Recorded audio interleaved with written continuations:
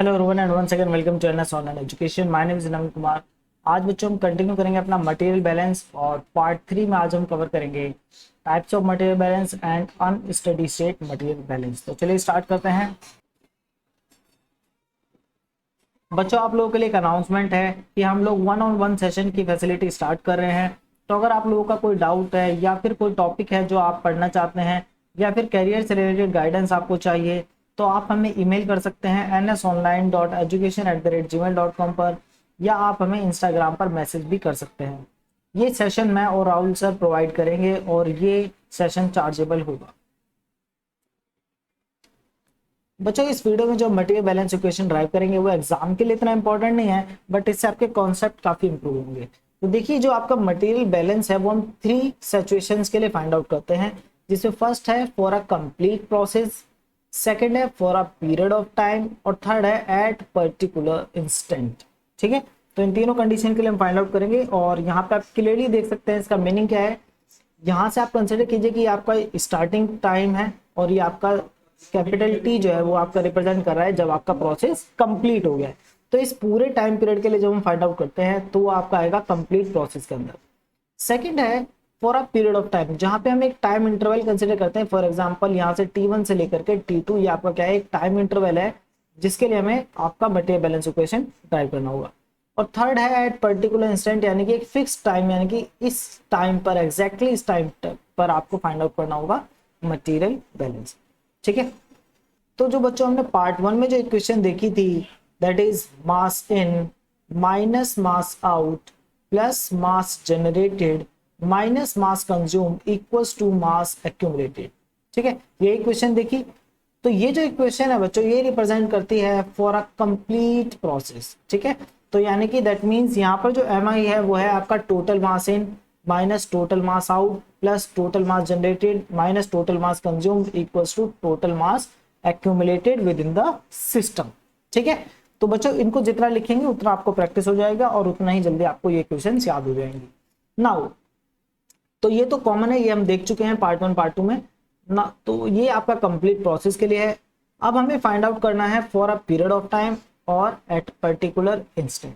ठीक है, देखिए बच्चों हमने पार्ट 1 पार्ट 2 में दो न्यूमेरिकल सॉल्व किए थे और वो दोनों ही न्यूमेरिकल बेस्ड थे किसके ऊपर, कंटिन्यूअस प्रोसेस के ऊपर बेस्ड थे।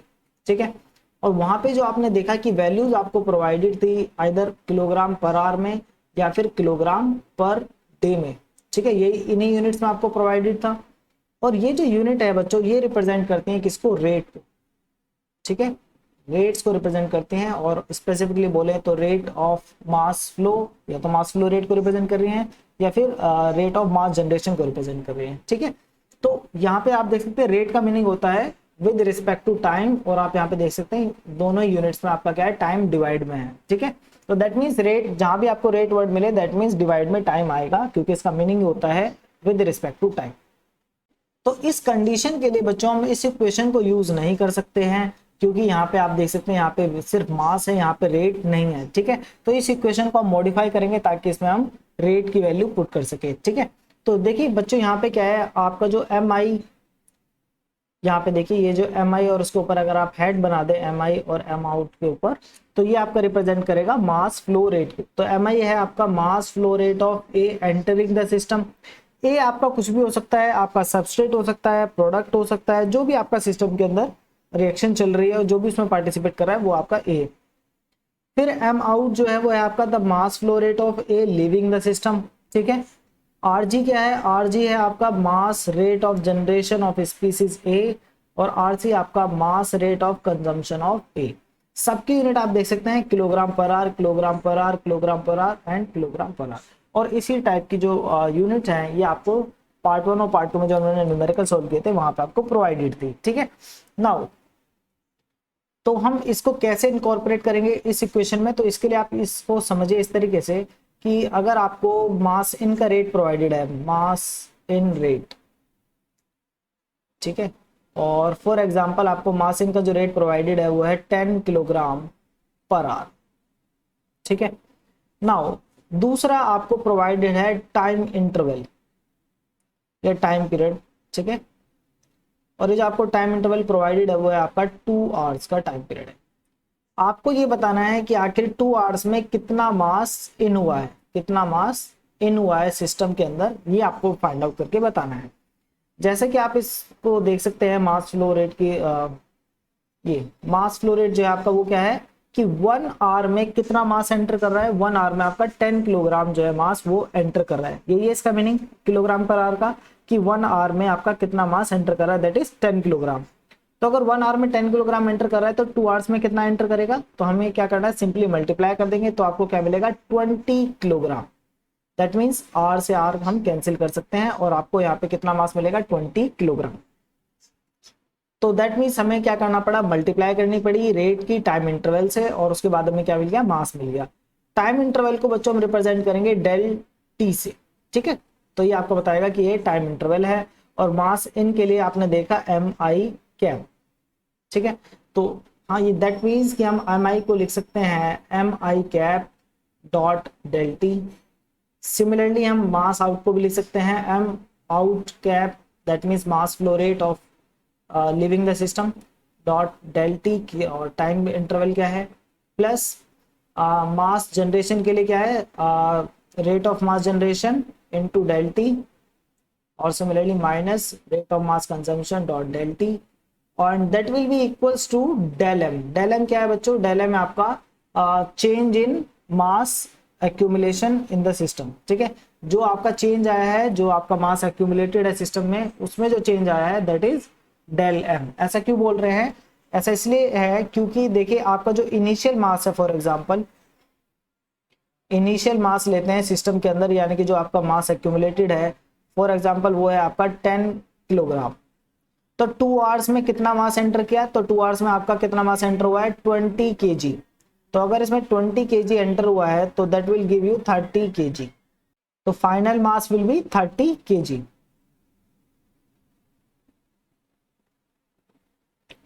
नाउ तो दैट मीन्स कि जो आपका 20 केजी है ये क्या रिप्रेजेंट कर रहा है, ये रिप्रेजेंट कर रहा है आपका चेंज इन मास। क्या रिप्रेजेंट कर रहा है बच्चों, चेंज इन मास। और जो चेंज होता है मास का उसको हम डेल एम से रिप्रेजेंट करेंगे, ठीक है, क्लियर है। तो इसलिए यहाँ पे हमने रिप्रेजेंट किया है डेल एम। तो ये आपका बता रहा है कि मास एक्यूमुलेशन में कितना चेंज आया है, ठीक है। आई होप इट इज क्लियर। तो ये जो आप बच्चों हमने इक्वेशन फाइंड आउट की है, ये है आपका for a period of time. किस लिए, for a period of time, क्योंकि ये जो आपका टाइम है इसको हम बोल सकते हैं del t. I hope it is clear, समझ में आ गया। तो ये आपका सेकंड इक्वेशन हो गया और ये आपका फर्स्ट इक्वेशन हो गया। फर्स्ट है कंप्लीट प्रोसेस के लिए, सेकंड है for a period of time. अब हमें फाइंड आउट करना है एट पर्टिकुलर इंस्टेंट। तो पर्टिकुलर इंस्टेंट के लिए हम क्या करेंगे, इस इक्वेशन को जो अभी हमने लिखे इसको हम डिवाइड करेंगे, divide equation 2 by del t. तो हम डेल टी से डिवाइड कर देते हैं पूरी इक्वेशन को। तो बच्चों में क्या मिलेगा, तो हमें यहाँ पे मिलेगा, मैं डायरेक्ट लिख रहा हूँ, that will be M I del T हट जाएगा, mass flow rate in minus mass flow rate out plus rate of generation of mass minus rate of consumption of mass, and that will be equals to del M by del T, ठीक है। यही form मिलेगा आपको divide करने के बाद del T से। तो ये आपका एक और इक्वेशन आ गया है, और ये जो है आपका रेट बैलेंस इक्वेशन है। क्या है ये, रेट बैलेंस इक्वेशन,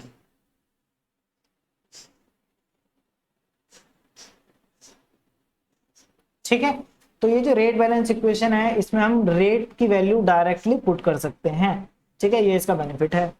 और यहाँ पर ये जो आपका वैल्यू है del M by del t, ये आपका रिप्रेजेंट कर रहा है रेट ऑफ चेंज ऑफ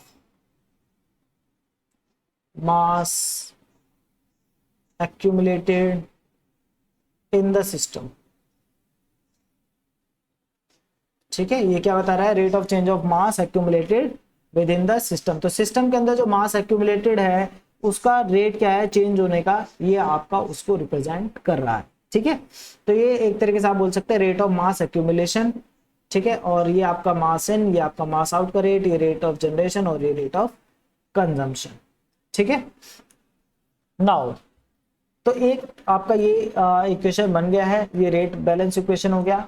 अब इस इक्वेशन को हम दूसरी तरीके से समझते हैं कि ये जो इक्वेशन हमने फाइंड आउट की है तब है जब आपकी ये जो वैल्यूज है ये क्या है, कांस्टेंट है। ये वैल्यूज क्या है, कांस्टेंट हैं। क्लियर है। और ये बच्चों ये जो हमने इक्वेशन ड्राइव करी है ये आपकी अनस्टडी स्टेट के लिए है। स्टडी स्टेट में क्या होता है, स्टडी स्टेट में आपका दो चीजें होंगी, एक तो होगा आपका जो मास एक्यूमुलेशन है, और ये जो आपका del M by del t है, ये दोनों क्या हो जाएंगे, आपके जीरो हो जाएंगे। ठीक है, दैट मीन्स मास का एक्यूमुलेशन नहीं होगा स्टडी स्टेट में। ये डिफरेंस है अनस्टडी और स्टडी स्टेट का। तो अभी ये जो हमने इक्वेशन ड्राइव करी है अनस्टडी स्टेट के, इनको स्टडी स्टेट में कन्वर्ट करने के लिए सिंपली आपको क्या करना है, मास एक्यूमुलेशन और ये जो del M by del t है इसको जीरो पुट कर देना है। ठीक है, और ये दूसरा ये है कि ये जो हमने इक्वेशन ड्राइव की है ये आपका उस कंडीशन के लिए जहां पे ये जो आपका मास फ्लो रेट है in, mass flow rate out, rate of generation और रेट ऑफ कंजम्पशन, ये सभी वैल्यूज क्या है, कांस्टेंट है, यानी कि ये चेंज नहीं हो रही है। अब हम बात करेंगे ऐसी कंडीशन की जहां पर ये सारी वैल्यूज चेंज हो रही है, यानी कि ये जो मास तो चेंज हो ही रहा है बट उसके साथ साथ आपका ये भी चेंज हो रहा है। क्या चेंज हो रहा है, मास फ्लो रेट भी आपका चेंज हो रहा है या फिर रेट ऑफ जनरेशन भी चेंज हो रहा है। तो उस कंडीशन के लिए हम क्या फाइंड आउट, कैसे फाइंड आउट करेंगे मास मटेरियल बैलेंस इक्वेशन, अब हम ये देखेंगे। अब बच्चों मटेरियल बैलेंस इक्वेशन ड्राइव करेंगे इस कंडीशन के लिए जहां पर आपका ये वैल्यूज क्या है, वेरी कर रही है। ठीक है, पीछे बच्चों भी हमने देखा कि जो आपका पीरियड ऑफ टाइम के लिए हमने ड्राइव करी थी इक्वेशन, वहां पे यहां पर आपका टाइम टी था और यहां पर आपका टाइम था टी प्लस डेल टी।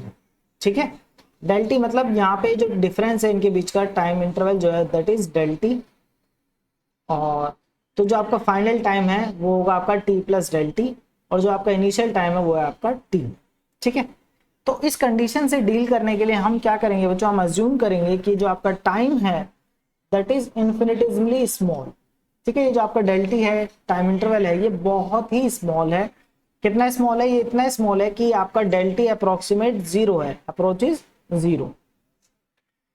और अगर ये जीरो हो जाए, मतलब जीरो तो नहीं होगा, अप्रोक्सीमेट जीरो है। ठीक है, तो उस केस में आपका टी और ये जो टी प्लस डेल टी है बिकम वर्चुअली द सेम।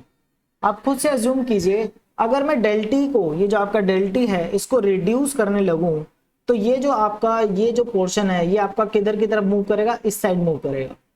ठीक है, अब मैंने डेल टी को इतना स्मॉल कर दिया है कि डेल टी अप्रोक्सीमेटली क्या हो गया है, जीरो के इक्वल हो गया है।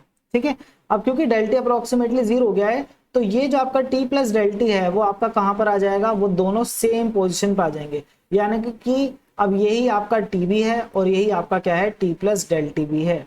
क्योंकि डेल टी इतना स्मॉल है कि ये जीरो हो गया है, तो दैट मीन्स यहां पर इस कंडीशन के लिए जो हम इक्वेशन फाइंड आउट करेंगे वो किसके लिए होगी, वो होगी एट पर्टिकुलर इंस्टेंट। ठीक है, तो यानी कि अगर आपको एक पर्टिकुलर इंस्टेंट पे इक्वेशन फाइंड आउट करनी है तो उसके लिए हमें क्या करना पड़ेगा, उसमें हमें डेल टी को जो है वो अप्रोक्सीमेट जीरो के इक्वल करना होगा। तो उस कंडीशन में हम जो हमारी जो मटेरियल बैलेंस इक्वेशन है वो रिप्रेजेंट करेगी material balance at particular instant. I hope आपको बात समझ में आई। नाउ अब क्योंकि टाइम डिफरेंस बहुत स्मॉल है, del t is approximately zero, तो इस कंडीशन में क्या होता है, इस कंडीशन में we can treat the flow rates and rate of reaction are as if they were constant during this period.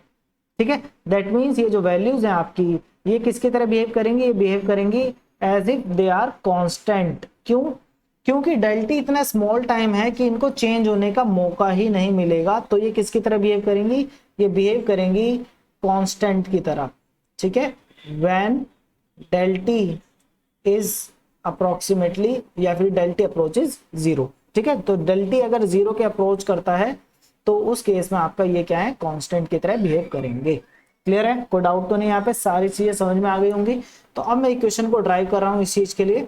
तो अभी हमने जो पीछे इक्वेशन ड्राइव किया हुआ है आपका del M by del T equals to mass in का जो फ्लो रेट है minus mass out flow rate plus rate of mass generation minus rate of mass consumption. अब क्योंकि हमने एज्यूम किया है कि डेल टी इतना स्मॉल है कि वो अप्रोक्सीमेटली जीरो है, तो उस केस में बच्चों हमें लिमिट का यूज करना होता है। ठीक है, तो ये थोड़ा मैथमेटिकल एक्सप्रेशन है और ये आपको एज इट इज आपको बार बार आपको यूज करना पड़ सकता है, तो इसको आप ध्यान से समझ लीजिए इसको कैसे यूज करते हैं। ठीक है, तो जब भी आपका ये जो भी आपका नीचे वाला पार्ट है अगर वो जीरो को अप्रोच करता है तो वहां पे हम लिमिट का यूज करते हैं। ठीक है, नाउ बाकी सब कुछ ऐसे ही रहेगा, मास इन का रेट माइनस मास आउट का rate plus R G minus R C. अब मैथमेटिक्स में ये जो आपकी कंडीशन है जहां पर आपका limit del t tends to 0 है और ये इस टाइप का जो एक्सप्रेशन है इसको हम रिप्रेजेंट, इसको हम कन्वर्ट कर सकते हैं किसमें, डिफरेंशिएशन में, यानी कि ये जो आपका एक्सप्रेशन है ये रिप्रेजेंट करता है आपका डिफरेंशिएशन को। तो ये डिफरेंशिएशन की फॉर्म में आ जाएगा, that is DM by D T. तो अब ये क्या है, क्योंकि और ये तभी पॉसिबल है जब आपका ये जो डेल टी है वो किसको अप्रोच करेगा, 0, तो उस कंडीशन में हम इसको डिफरेंशियल फॉर्म में लिख सकते हैं, ठीक है, अकॉर्डिंग टू मैथमेटिक्स। नाउ तो ये आपका हो गया mass in minus mass out plus R G minus R C, जहां पर again DM by D T क्या है, rate of change of mass, rate of change of mass accumulated in the system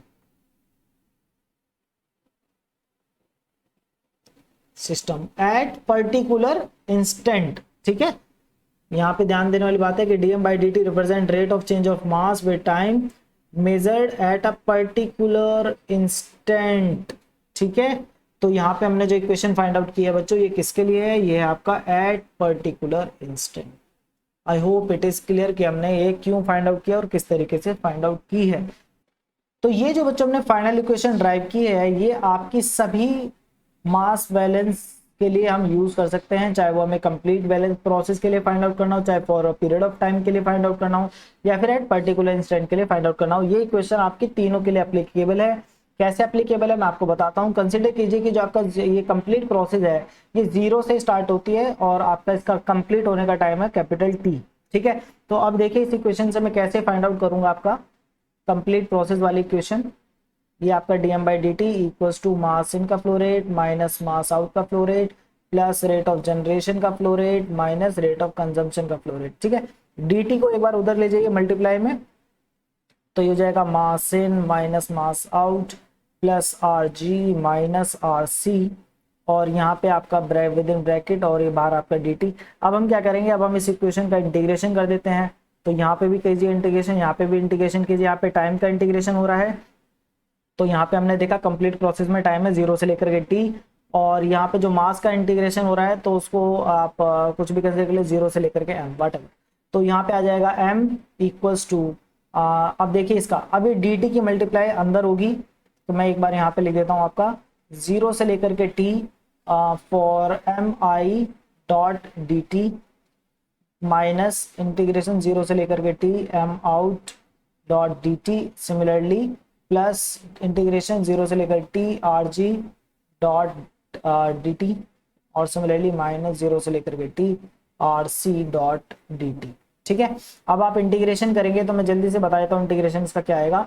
ये देखिए ये आपका यहाँ पे आ जाएगा टाइम, यहाँ पे आएगा M I dot capital T minus M out dot capital T plus R G dot capital T और and minus R C dot capital T. अब देखिए ध्यान से, ये फ्लो रेट है, ये क्या है, मास फ्लो रेट, इसकी यूनिट क्या है, किलोग्राम पर आर, और यहाँ पे टाइम की यूनिट क्या है, आर। और क्योंकि कंप्लीट टाइम को रिप्रेजेंट कर रहा है तो ये आपका बताएगा कि कितना मास कंप्लीट कितना मास अंदर गया है इस टाइम पीरियड में, ठीक है। मास फ्लो रेट तो ये बताता है कि 1 आवर में कितना किलोग्राम अंदर गया है, और ये अगर ये जो अब क्योंकि आपका कंप्लीट टाइम है, जब आपका प्रोसेस कंप्लीट हो चुका है तो ये आपका बताएगा कि टोटल कितना मास इन हुआ है, तो ये आपका बताएगा टोटल मास इन। इससे जब हम मल्टीप्लाई कर देंगे कि 1 आवर में कितना गया है तो उसकी मल्टीप्लाई कर देंगे टोटल कितने आवर चली है प्रोसेस, तो हमें मिलेगा टोटल मास इन। तो दैट मीन्स ये किसकी आ जाएगा, यहाँ पे मास इन माइनस मास आउट। इसी तरीके से यहाँ पे टोटल मास कितना जनरेट हुआ mg, और यहाँ पे आएगा टोटल मास कितना कंज्यूम हुआ, और ये जो इक्वेशन है और ये एक्यूमुलेशन, तो ये इक्वेशन किसकी थी, कंप्लीट प्रोसेस के लिए थी। आई होप इट इज क्लियर, आपको समझ में आ गया क्या डिफरेंस है। तो इस इक्वेशन को हम यूज कर सकते हैं सभी प्रोसेस के लिए, सभी प्रोसेस के लिए एप्लीकेबल है। इवन चाहे आपके ये वेरी कर रहे हो या फिर ना कर रहे हो, वेरी करेंगे तो भी आप इसको यूज कर सकते हैं, और अगर ये वैल्यूज कांस्टेंट है तो भी आप इसको यूज कर सकते हैं। तो ये जो इक्वेशन है सभी के लिए एप्लीकेबल है और इसी को हमें याद रखना है, ठीक है। इसके ऊपर बेस्ड हम न्यूमेरिकल सॉल्व करेंगे नेक्स्ट वीडियो में।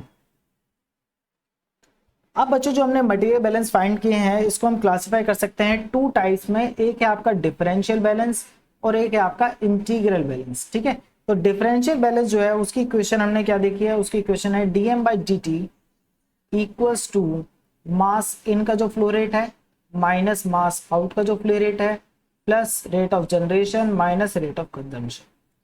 और इसका इंटीग्रेशन करने के बाद हमें क्या मिला, इसका इंटीग्रेशन के बाद हमें मिला mass accumulated equals to mass in minus mass out plus mass generated minus mass consumed. ठीक है, दैट मीन्स ये जो इंटीग्रल बैलेंस है वो आपका कंप्लीट प्रोसेस को रिप्रेजेंट करता है। ठीक है, कंप्लीट प्रोसेस के लिए। और डिफरेंशियल बैलेंस जो है वो आपका इन बिटवीन प्रोसेस के लिए है। और इस इक्वेशन से हम कोई भी इक्वेशन ड्राइव कर सकते हैं अप्रोप्रिएट लिमिट यूज करके इंटीग्रेशन की। ठीक है, आई होप इट इज क्लियर। तो इंटीग्रल बैलेंस जो है वो कंप्लीट प्रोसेस को बताएगा, इसको इसलिए इंटीग्रल बैलेंस बोलते हैं। डिफरेंशियल जो है वो डिफरेंशियल फॉर्म है, इसलिए इसको डिफरेंशियल बैलेंस बोलते हैं। डिफरेंशियल फॉर्म जो है आपका ये रेट्स के ऊपर बेस्ड है। आप देख सकते हैं dm/dt भी क्या है, रेट है, rate of accumulation of mass, ये मास फ्लो रेट, ये मास फ्लो रेट आउट, ये rate of generation, rate of consumption. दूसरी तरफ जो इंटीग्रल बैलेंस है ये मास के ऊपर बेस्ड है और यहाँ पे सारी चीजें किसमें है, किलोग्राम में है। ठीक है, यानी कि मास की यूनिट में है। ये आपका कंटिन्यूस प्रोसेस में यूज होता है इसलिए क्योंकि यहाँ पे सारी चीजें रेट्स में गिवन है और कंटिन्यूस प्रोसेस में भी आपने देखा सारी चीजें आपको रेट्स में प्रोवाइडेड होती है जनरली। दूसरा ये आपका बैच और सेमी बैच प्रोसेस के लिए यूज होता है। ठीक है, बट जो हमने एग्जांपल जो सॉल्व किए थे बच्चों पार्ट 1 पार्ट 2 वीडियो में वो कंटिन्यूस प्रोसेस के ऊपर बेस्ड थे, बट वहां पे हमने इक्वेशन कौन सी यूज की थी, हमने ये वाली इक्वेशन यूज की थी मटेरियल बैलेंस की, जस्ट बिकॉज वहां पे हमने टाइम को फिक्स कर दिया था। फॉर एग्जाम्पल एक जगह हमने टाइम कंसिडर किया था 1 आवर और दूसरी जगह पे हमने कंसिडर किया था टाइम 1 डे। ठीक है, और इस टाइम को फिक्स करके हमने क्या किया था, हमने ये देखा था कि सिस्टम के अंदर 1 आवर में कितना टोटल मास इन हुआ है, टोटल मास आउट कितना हुआ है, और टोटल मास आपका जनरेट कितना हुआ है, और या फिर टोटल मास कंज्यूम कितना हुआ है, और टोटल मास एक्यूमुलेट कितना हुआ है। ठीक है, तो ये जो है हमने देखा था कि 1 आवर टाइम पीरियड, तो 1 आवर टाइम पीरियड क्या होगा, एक तरीके से आपका क्या रिप्रेजेंट कर रहा है, कंप्लीट प्रोसेस को रिप्रेजेंट कर रहा है कि इस टोटल टाइम में कितना मास अंदर गया, कितना मास बाहर आया, कितना मास जनरेट हुआ, कितना कंज्यूम, कितना एक्यूमुलेशन। ठीक है, आई होप इट इज क्लियर। तो इसी वजह से हम इसको यूज कर पाए थे इस इक्वेशन को, किसमें, जो हमने कंटिन्यूस प्रोसेस के एग्जांपल देखे थे। ठीक है, नेक्स्ट थिंग इज कि अगर मान लीजिए ये जो आपके रेट हैं अगर ये कांस्टेंट नहीं होते तो हम ये इस इक्वेशन को यूज नहीं करते, फिर हमारे पास एक यही ऑप्शन बचता है कि हम इसी इक्वेशन को यूज करें। बाकी अगर आपको बच्चों ये टाइप्स ऑफ मटेरियल बैलेंस समझ में नहीं आए हैं तो आपको टेंशन लेने की जरूरत नहीं है। ये वीडियो मैंने इसलिए बनाई है ताकि आप लोगों को ये पता रहे कि जो इक्वेशन है that is dm/dt equals to mass in का flow rate minus mass out का flow rate plus rate of generation minus rate of consumption. ये जो इक्वेशन है आखिर ये कैसे ड्राइव हुई है, ये कहाँ से आई है, ये आप लोगों को पता रहे, इसलिए एक वीडियो मैंने बनाई है। आपको सिर्फ इसी इक्वेशन को याद रखना है। इसी इक्वेशन के ऊपर बेस्ड हम आगे सॉल्व करेंगे। बैच की जो इक्वेशंस हैं उनको हम ड्राइव करते हैं इस इक्वेशन से, फैट बैच की इक्वेशन भी इसी इक्वेशन से ड्राइव की जाएंगी, और कंटिन्यूस प्रोसेस जो है या फिर CSTR जो है उसकी भी जो रिएक्शंस हैं वो इसी इक्वेशन से, इसी unsteady state material balance equation से हम ड्राइव करते हैं। तो इसलिए ये इंपॉर्टेंट है। नेक्स्ट वीडियो बच्चों बहुत इंपॉर्टेंट है, वो आपका बेस्ड है टाइप्स ऑफ रिएक्शन रेट के ऊपर, और उसके बाद बच्चों हम सॉल्व करेंगे एक एक एग्जांपल बैच का, फैट बैच का और कंटिन्यूस प्रोसेस का। इन सभी के एक एक एग्जांपल सॉल्व करने के बाद आपको इस टॉपिक में कोई भी प्रॉब्लम कभी नहीं आएगी। ठीक है, तो मिलते हैं नेक्स्ट वीडियो में, तब तक के लिए बाय बाय।